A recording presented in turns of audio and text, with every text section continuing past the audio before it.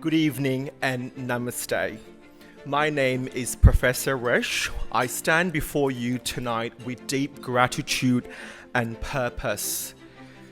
I speak not just from my professional acumen, but from my lived experience as a queer, autistic person of color. I embody layered realities of violence, survival, and resilience.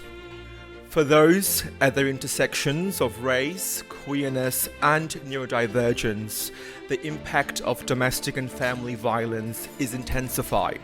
Yet, our narratives are routinely overlooked and dismissed by dominant mainstream discourses.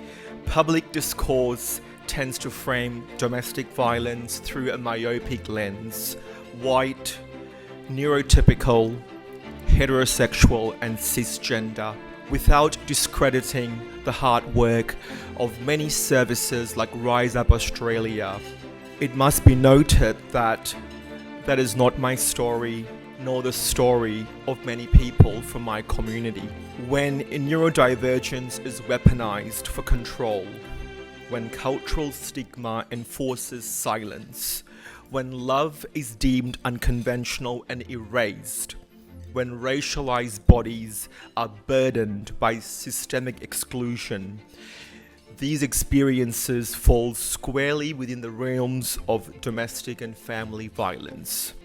It may not be the kind of violence that makes headlines or generates mainstream popularity, but that invisibility, that silence is just as dangerous, because when we are not seen, we are not safe. Tonight is not just fixating on pain or victimhood, but it's about power, the power from within, and it's about reclaiming visibility and holding space for complex, non-normative realities. To survivors and beyond, I see you in all your intersections. I honor your story. I believe in your strength and conviction. Let's not include diverse voices for the sake of tokenism or lip service. Let's center them. Let's build systems that don't require us to shrink, explain, or wait, but rather let's create structures rooted in magnanimity and justice. It's important to note that people like myself, autistic, queer, and colored, are not defiant or deviations to humanity. We are the blueprint of an inclusive and diversified future. We are no longer seeking permission to belong.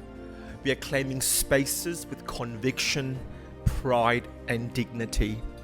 As the late Dr. Maya Angelou, who I look up to for eternal inspiration, beautifully asserted, "You may trod me in the very dirt, but still like dust I'll rise.